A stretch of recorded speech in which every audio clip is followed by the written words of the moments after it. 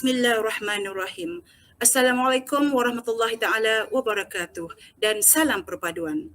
Tuan-tuan dan puan-puan, ibu bapa dan penjaga SK Taman Melati Sekolah Kluster Kecemerlangan, saya Puan Hajah Marisana binti Jantan selaku guru penolongkanan kurikulum akan bersama-sama dengan dua orang guru penolongkanan untuk bersama-sama dengan tuan-tuan dan puan-puan bagi berkongsi maklumat tentang taklimat KPM Perkasaku dan jadual waktu sekolah SK Taman Melati. Sebelum itu, bolehlah kiranya saya perkenalkan dua orang guru penolongkanan yang akan bersama-sama dengan saya sepanjang taklimat ini. Di antaranya ialah Puan Kamisah binti Mat Ghazali selaku guru penolongkanan petang dan juga Puan Norzila Sharif selaku guru penolongkanan co-curriculum. Baiklah tuan-tuan dan puan-puan, kita akan teruskan bagaimana tentang pelaksanaan jadual waktu ya, sesi penggiliran kumpulan A dan kumpulan B. Tetapi sebelum itu bolehlah kiranya saya ingin berkongsi maklumat tentang taklimat KPM Perkasaku dahulu. Ini adalah salah satu amanat KPM yang perlu kita sambut. Ya, baiklah tuan-tuan, kita sediakan tentang KPM Perkasaku. Baiklah. Okey. Kita teruskan. Apakah maksud KPM Perkasaku? Okey, KPM Perkasaku ini ialah salah satu amanat yang perlu kita sambut ya setiap sekolah dan juga ibu bapa serta penjaga dan murid-murid untuk memperbaiki ataupun kita mempertingkatkan kualiti pembelajaran.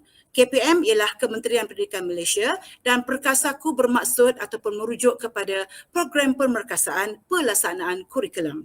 Okey, manakala KU ataupun KU merujuk kepada penekanan kepada pelaksanaan kurikulum dan bagi memperkasakan murid-murid. Ya, jadi ini membawa maksud program ini dilaksanakan untuk membantu murid-murid kita memperkasakan kemahiran asas dan tahap pembelajaran mereka.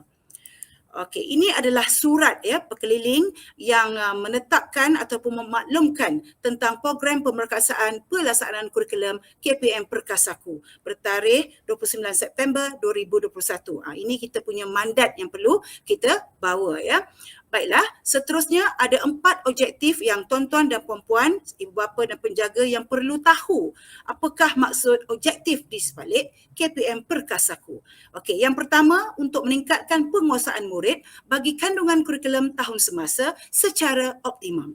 Yang kedua, untuk merapatkan jurang pembelajaran murid yang wujud semasa krisis, iaitu krisis sekarang COVID-19 lah ya. Baik, yang ketiga, menyediakan sokongan kurikulum kepada guru bagi melaksanakan pengajaran dan pembelajaran. Dan yang keempat, memastikan murid bersedia mengikuti kurikulum tahun persekolahan yang seterusnya iaitu 2022. Seterusnya, secara keseluruhan sebenarnya dia ada banyak slides yang perlu kita kongsi tapi kita rumuskan inilah ya rumusan daripada slide-slide yang dikongsikan kepada guru ya. Jadi, KPM Perkasaku ini adalah satu program untuk membantu learning loss yang berlaku di kalangan murid-murid kita semasa proses pembelajaran PDPR. Ya, tak terlalu banyak murid yang cicir ya yang perlu kita perbaiki, di mana tahap penguasaannya yang perlu ada dalam PBD yang kita perlu perbaiki juga. Jadi kandungan kurikulum mesti diselesaikan pada tahun 2021 sebanyak 70%. Sekiranya tidak mencapai 70%, KPM meminta kita menjalankan kaedah pembelajaran. Dia ada 5 lah, iaitu secara projek, pembelajaran terbeza, pendekatan bertema, pendekatan modular dan juga virtual lab ataupun dikenali sebagai simulasi makmal. Banyak ni tuan-tuan dan perempuan yang perlu kita jalankan bagi memastikan anak murid kita tidak keciciran. Baiklah, oleh itu secara khususnya PBD ataupun pentaksiran bilik darjah bagi suka ataupun tidak suka mesti dilaksanakan sepenuhnya secara berterusan. Jika capai tahap penguasaan ataupun TP3 ya, maka guru-guru hendaklah menjalankan program pengayaan dan kecemerlangan. Ini cikgu akan jalankan. Tetapi jika murid-murid masih tidak capai tahap penguasaan 3 ataupun TP3, murid-murid ataupun dan juga guru-guru mesti menjalankan program intervensi dengan menggunakan program 5 langkah seperti yang saya sebutkan tadi. Ya, jelas ya.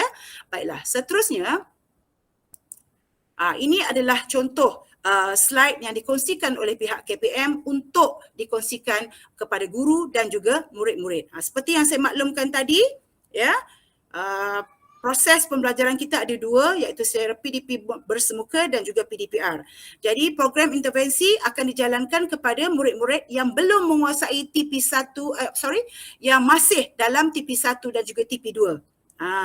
Kemudian bagi murid-murid yang telah mencapai atas sikit tahap penguasaan 3 hingga tahap penguasaan 6, maka mesti menjalankan pengukuhan dan pengayaan ataupun program khas kecemerlangan. Ya, baiklah. Jadi semua bahan-bahan ini, ya, dua program tadi, intervensi dan juga kecemerlangan, tuan-tuan dan puan-puan boleh melayari pautan ini. Pautan yang telah saya sharekan di sini. Tuan-tuan klik, tuan-tuan akan dapat banyak latihan dalam semua subjek. Jadi tuan-tuan dan puan-puan boleh membantu dan memantau anak-anak tuan-tuan dan puan-puan menjalankan latihan ataupun tugasan yang diberi dalam pautan ini mengikut pelajaran yang ada disediakan. Mudah kan? Dia tidak menyusahkan. Yang penting kemahuan kita bersama-sama membantu anak-anak kita belajar dalam keadaan situasi yang mencabar ini. Ya, semuanya di hujung jari. Baiklah, seterusnya ini saya beritahulah ya, tujuan sumberku tadi, yang inilah link tadi, pautan tadi, ada banyak bahan, adalah untuk kegunaan siapa?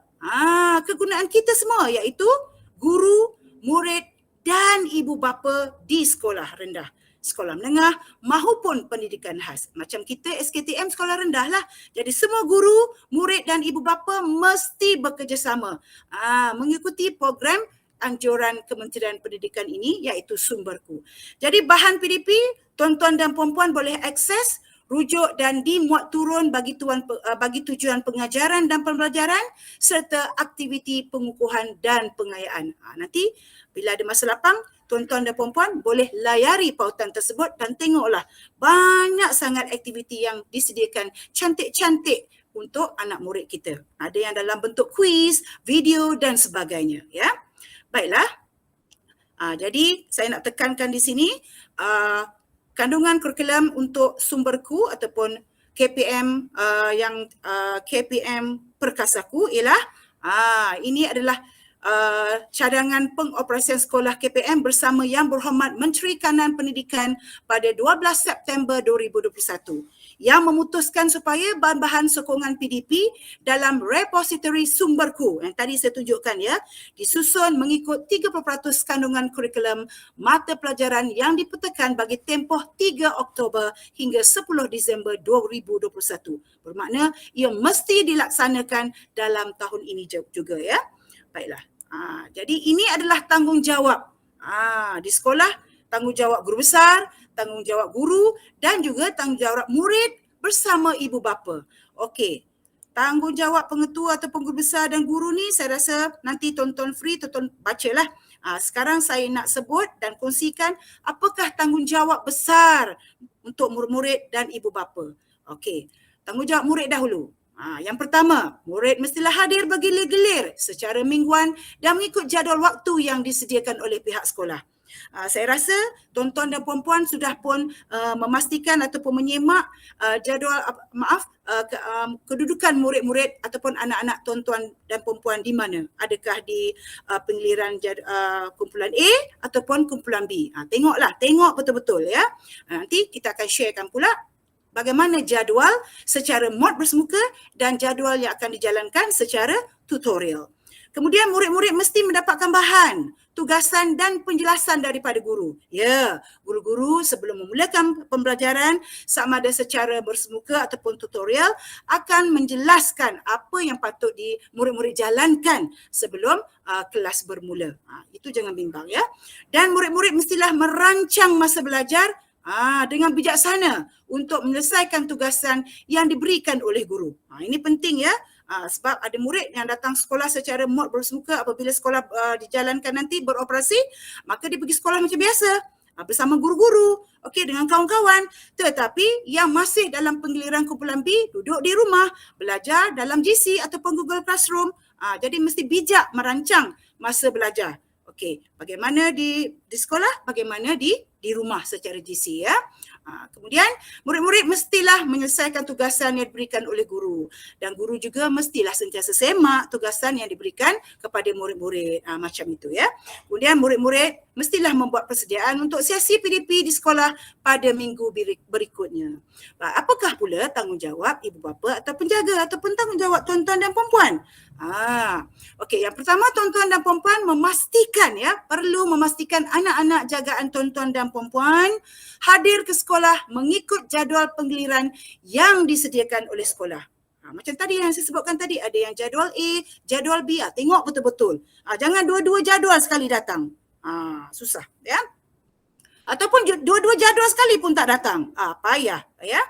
Ini kita pastikan ibu bapa dan penjaga mengambil berat ya tentang kehadiran anak-anak berdasarkan jadual penggiliran yang telah dikongsikan oleh guru kelas. Kemudian yang kedua, pastikan anak-anak jagaan tuan-tuan dan puan-puan melaksanakan tugasan atau aktiviti PDPR secara sendiri yang disediakan oleh guru. Yang ini dalam kumpulan yang duduk di rumah itulah ya. Jalankan, pastikan dia tetap belajar. Jangan dia tak belajar ya, walaupun dalam GC. Kemudian tuan-tuan dan puan-puan mestilah membantu anak-anak jagaan mendapat maklumat berkaitan dengan sesi PDPR, sentiasalah hubungi dengan guru mata pelajaran ataupun berbincang dalam grup kelas lah ya. Kemudian sentiasa berkomunikasi dengan guru dari semasa ke semasa untuk mendapatkan maklumat pembelajaran anak-anak. Ya, betul sekali. Ini adalah budaya yang memang sedang dan rancak dijalankan oleh ibu bapa ataupun penjaga SK Taman Melawati. Memang ibu bapa dan penjaga SK Taman Melawati sangat mengambil berat soal pelajaran dan pendidikan. Itulah keistimewaan SK Taman Melawati. Alhamdulillah. Kemudian tuan-tuan dan puan-puan mesti menyokong 100% pembelajaran anak-anak jagaan tuan-tuan dan puan-puan dengan sentiasa memberikan bimbingan dan motivasi. Anak-anak kita yang duduk di rumah, terutama di penggiliran B, memanglah sentiasa memang stres asyik menghadap laptop ataupun gadget ya untuk belajar. Jadi pandai-pandailah guna kebijaksanaan mama dan papa, ayah, ibu ya, bagaimana kita sentiasa memberikan sokongan yang padu agar anak kita sentiasa bersemangat untuk belajar. Kita faham tekanan, stres dan sebagainya sentiasa menghantui jiwa anak-anak kita ya, tapi bagi mereka sokongan supaya mereka rasa mereka seperti belajar di mod bersemuka juga. Kemudian memberi kerjasama yang berterusan terhadap aktiviti ataupun program yang dilaksanakan oleh pihak sekolah. Yang ini memang sentiasa tuan-tuan dan puan-puan jalankan untuk sekolah lah bersama-sama. Ya, itulah seperti saya kata tadi, istimewanya SK Taman Melawati. Ibu bapa, penjaga dan guru PIBG juga memang tidak boleh dipisahkan, ibarat irama dan lagu ya. Baik tuan-tuan dan puan-puan, seterusnya saya nak umumkan ya, memberitahu tuan-tuan dan puan-puan ingatan mesra pembukaan sekolah untuk yang bermula pada November 2021. Jangan lupa pula ya. Siap-siapkanlah pakaiannya, bagnya, bukunya, ya semua supaya anak-anak kita rasa bersemangat, jiwanya hidup untuk belajar. Okey, yang pertama minggu depan ya, bermula 1 November 2021 untuk murid-murid tahap 1 iaitu tahun 1, tahun 2 dan tahun 3 sudah bermula bersekolah secara mod bersemuka. Tapi 2 hari aja, lepas tu cuti dipawali. Tak apalah, 2 hari pun sangat bermakna ya. Kemudian tahap 2 pula pada 8 November 2021. Tahap 2, tahun 4, tahun 5 dan tahun 6. Ini masuk ke dalam kalender ya. Okey. Kemudian saya serahkanlah ya untuk penerangan bagi bagaimana penjadualan ya. Kita dah masuk penjadualan untuk sesi petang. Okey, untuk ini moleklah kiranya saya serahkan kepada guru penolong kanan petang iaitu Puan Kamisah binti Mat Ghazali untuk berkongsi dengan tuan-tuan dan puan-puan tentang penjadualan bersemuka dan juga kendiri ataupun tutorial dalam GC. Silakan dengan segala hormatnya. Bismillahirrahmanirrahim. Seperti yang disedia maklum, kita akan memulakan sesi pembelajaran bagi mod bersemuka bermula dari 1 November iaitu untuk tahap 1, tahun 1, tahun 2 dan tahun 3. Jadual bagi mod bersemuka, seperti yang dipaparkan sekarang, tahun 1 dan tahun 2 rehatnya ialah pada 2:40 petang hingga 3 petang. Berbeza dengan tahun 3 iaitu rehatnya ialah pada pukul 3 hingga 3:25 petang. Okey. Baik, itu ialah mod untuk bersemuka. Manakala untuk kumpulan yang berada di rumah iaitu kumpulan pembelajaran kendiri, disediakan jadual yang berlainan. Tak sama. Jadual untuk mod bersemuka hanya untuk murid-murid yang hadir ke sekolah. Kumpulan yang hadir ke sekolah iaitu sama ada kumpulan A kalau hadir ke sekolah, kumpulan B yang berada di rumah menggunakan jadual pembelajaran kendiri.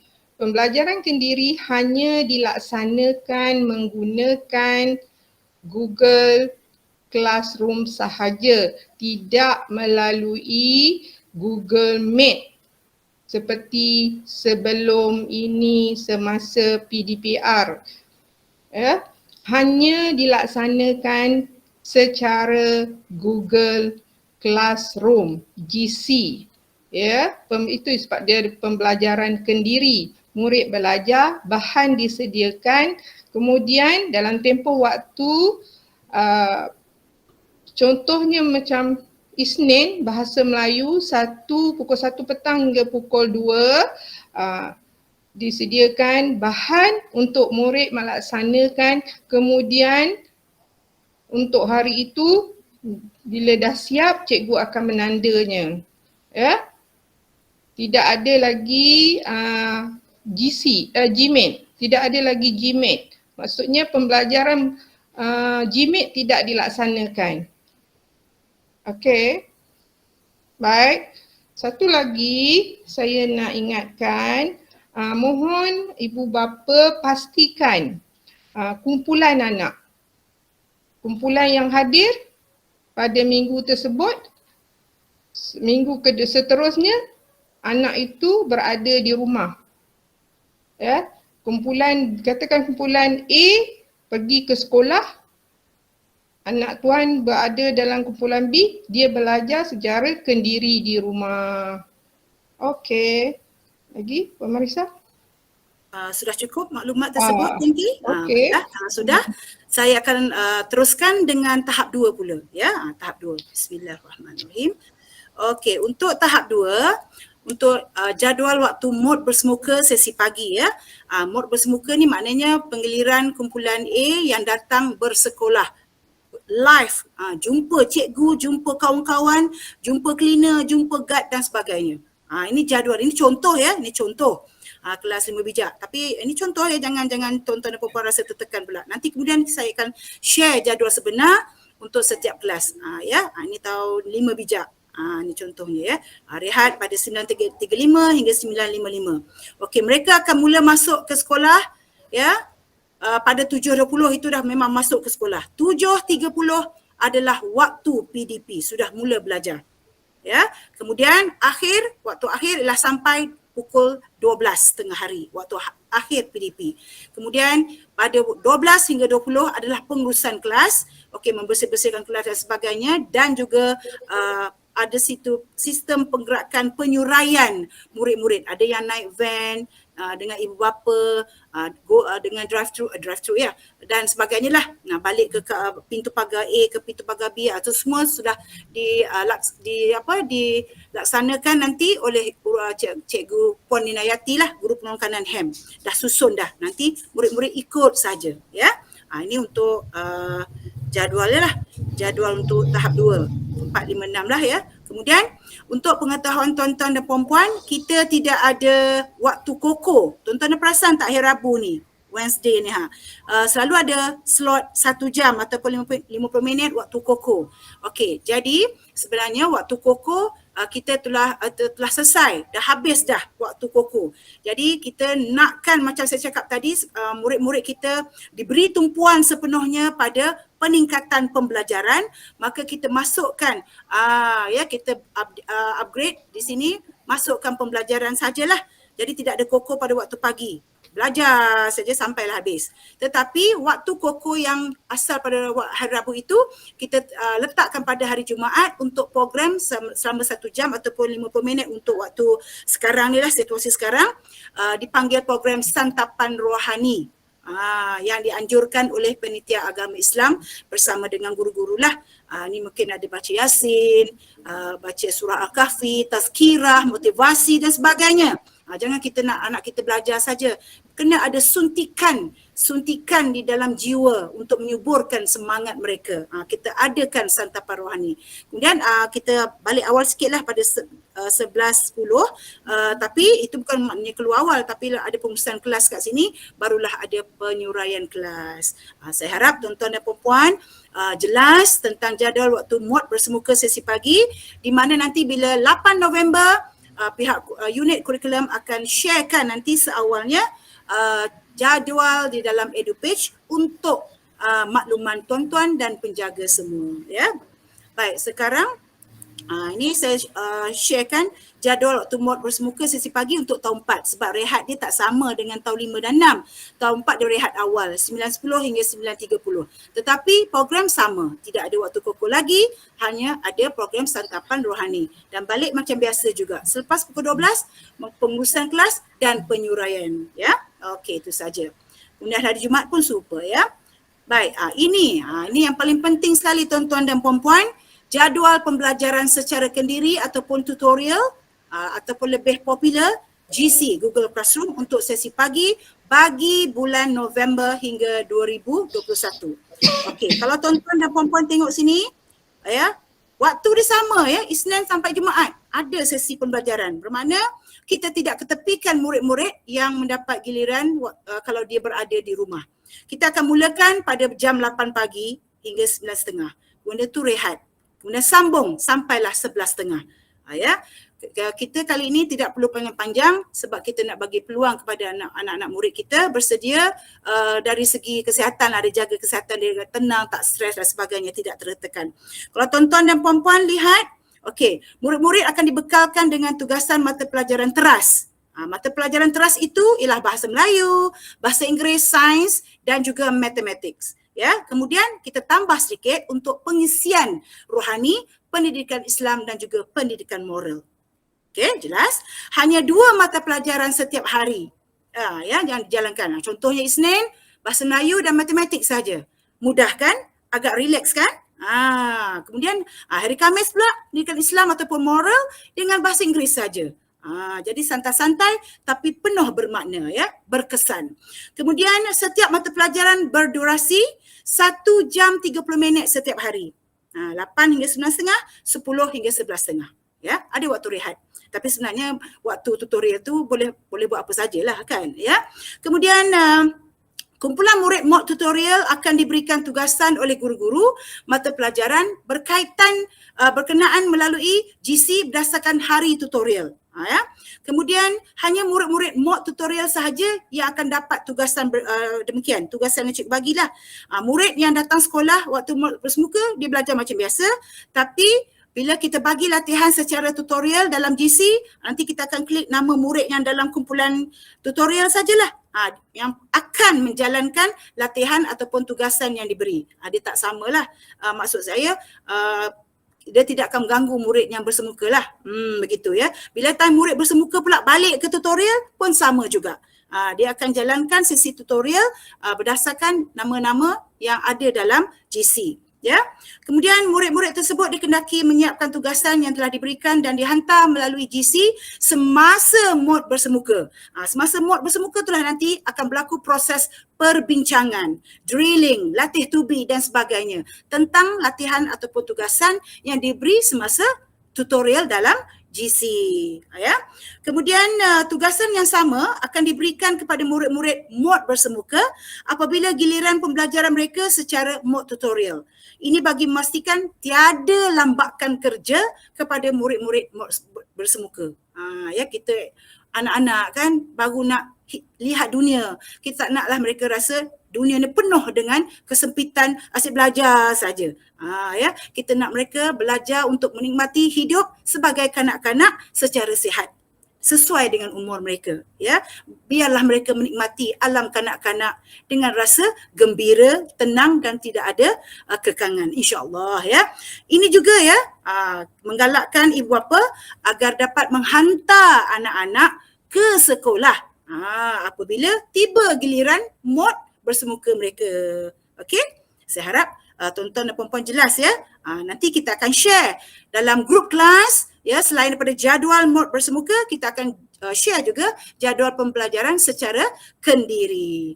Okey, tuan-tuan dan puan-puan, kenapa ya saya dan Puan K menitik beratkan pembelajaran sama ada secara mod bersemuka ataupun tutorial? Kerana apa? Kerana kita tidak lama lagi akan menjalankan pentaksiran PBD untuk tahun 2021. Ini tarikh-tarikhnya tuan-tuan dan puan-puan. Jadi tuan-tuan dan puan-puan pastikan anak-anak sama ada mod bersemuka ataupun tutorial mesti fokus dalam pembelajaran. Terutamanya kepada kemahiran asas yang tak dapat dicapai sepenuhnya. Iaitu terutamanya kemahiran menulis. Kemahiran menulis ni waktu PDPR sangat-sangat sukar untuk capai. Yang ada kemahiran mendengar dan kemahiran bertutur sahaja. Okey, kemahiran menulis ni murid kita sudah lama sangat dah tak tahu nak pegang pensel ataupun pegang pen. Tentang nak pegang pemadam pun kurang mahir. Ya. Jadi pentingnya empat kemahiran tadi murid-murid kita kembali fokus. Okey, untuk pada 29 November hingga 3 Disember pentaksiran PBD sama ada tahap 1 atau tahap 2 akan dijalankan untuk kumpulan A. Kemudian diikuti pada 6 Disember hingga 9 Disember, kumpulan B juga akan mengikuti pentaksiran PBD. Bagaimana caranya? Nanti kita akan terangkan kemudian. Di mana memang keesahan itu akan ketidakesahan itu akan berlaku. Tapi tuan-tuan dan puan-puan, kita tak usah fikirkan tentang perkara-perkara berikut. Yang penting anak-anak kita dapat ditaksir secara berhemah dan jujur. Ya, dan penuh kita panggil integriti. Jadi maksudnya nanti kalau ada pentaksiran dijalankan, insya-Allah semua kata-kata soalan tu nanti ya ataupun evidence tu kita kutip lah selepas menjalankan pentaksiran supaya kumpulan B nanti dia tak dapat nak meniru. Ya. Okey, gitulah contohlah. Apa-apa pun tuan-tuan dan puan-puan jangan risau. Kita pihak sekolah akan buat yang terbaik untuk anak didik kita. Ya. Baiklah. Seterusnya, taklimat co-curriculum daripada Guru Penolong Kanan Co-curriculum SK Taman Melawati SKK, Puan Norzila binti Syarif. Dipersilakan dengan segala hormatnya, Puan. Terima kasih Puan Marisana. Bismillahirrahmanirrahim. Assalamualaikum warahmatullahi wabarakatuh dan salam sejahtera.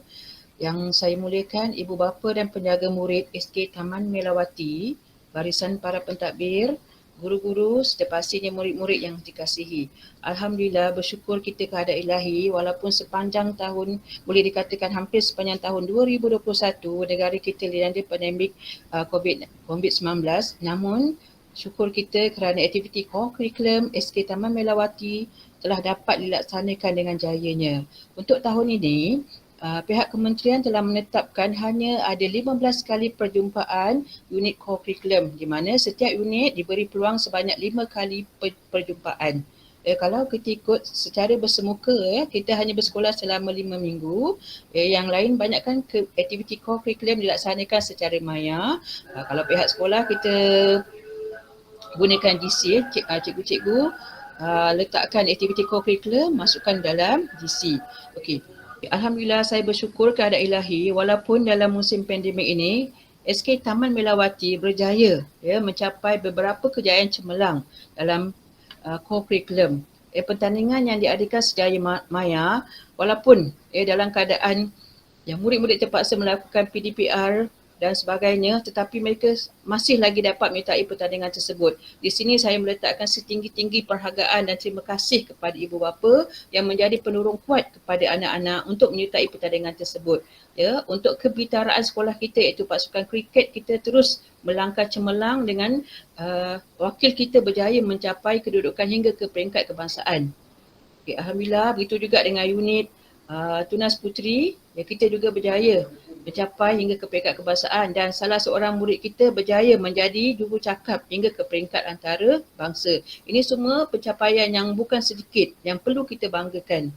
Dan pihak sekolah juga dalam usaha untuk mewujudkan Wall of Excellence di mana kita akan mempamerkan, meletakkan gambar-gambar murid-murid kita yang cemerlang ni sebagai satu motivasi, sebagai satu suntikan semangat kepada murid-murid yang lain supaya mereka juga turut serta, ya, menyelahkan bakat mereka dalam bidang core curriculum. Seperti tagline yang saya tetapkan di sini, bersama kita memperkasakan core curriculum SKTM. Okay. InsyaAllah saya yakin dari semasa ke semasa, ya, SKTM akan sentiasa cemerlang bukan sahaja dalam bidang kurikulum, malahan core curriculum. Baiklah. Kita tahu bahawa bahasa Melayu merentasi kurikulum, itu juga, ya, kalau tidak salah untuk saya melafazkan serangkap pantun di sini, ya. Okey, di tepian pantai mencari rokan, rokan dicari di sambar helang. Kurikulum SKTM kita perkasakan, murid cemerlang, gurunya terbilang. Okey. Terima kasih Puan Nazila. Ya.